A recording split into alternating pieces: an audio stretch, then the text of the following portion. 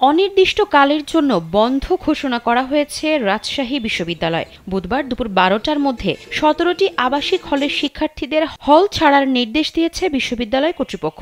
এর আগে মঙ্গলবার রাত ১১:৩০টার দিকে বিশ্ববিদ্যালয়ের সিন্ডিকেটের এক জরুরি সভা বসে। প্রায় ১.৫ ঘণ্টার সভা শেষে এই সিদ্ধান্ত নেওয়া হয়। পরে রাত ১টার দিকে বিশ্ববিদ্যালয়ের জনসংযোগ দপ্তরের প্রশাসক অধ্যাপক প্রণব কুমার পাণ্ডে স্বাক্ষরিত এক সংবাদ বিজ্ঞপ্তিতে এ তথ্য জানানো হয়। বিজ্ঞপ্তিতে বলা হয়েছে, সরকারের সিদ্ধান্ত মোতাবেক শিক্ষার্থীদের নিরাপত্তার বিষয় বিবেচনায় নিয়ে বিশ্ববিদ্যালয়ের সব শিক্ষা কার্যক্রম বন্ধ রাখার সিদ্ধান্ত হয়েছে। এদিকে শুধু হল নয়, রাজশাহী নগরের সব ছাত্রাবাস, ছাত্রীনিবাস, ফ্ল্যাট বাসায় অবস্থানরত শিক্ষার্থীদের আজ দুপুর ১২টার মধ্যে আসন ছাড়ার নির্দেশ দিয়েছে রাজশাহী মহানগর মেস মালিক সমিতি।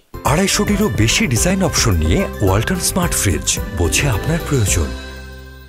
গতকাল রাতে রাজশাহী মহানগর মেস মালিক সমিতির পক্ষ থেকে পাঠানো এক বিজ্ঞপ্তিতে এ তথ্য জানানো হয়। এর আগে দেশের সব বিশ্ববিদ্যালয়ের শিক্ষাক্রম পরবর্তী নির্দেশ না দেওয়া পর্যন্ত বন্ধ রাখার নির্দেশনা দেওয়ার জন্য সরকারি ও বেসরকারি বিশ্ববিদ্যালয়গুলোর উপাচার্যদের চিঠি দেয় বিশ্ববিদ্যালয় মঞ্জুরি কমিশন ইউজিসি।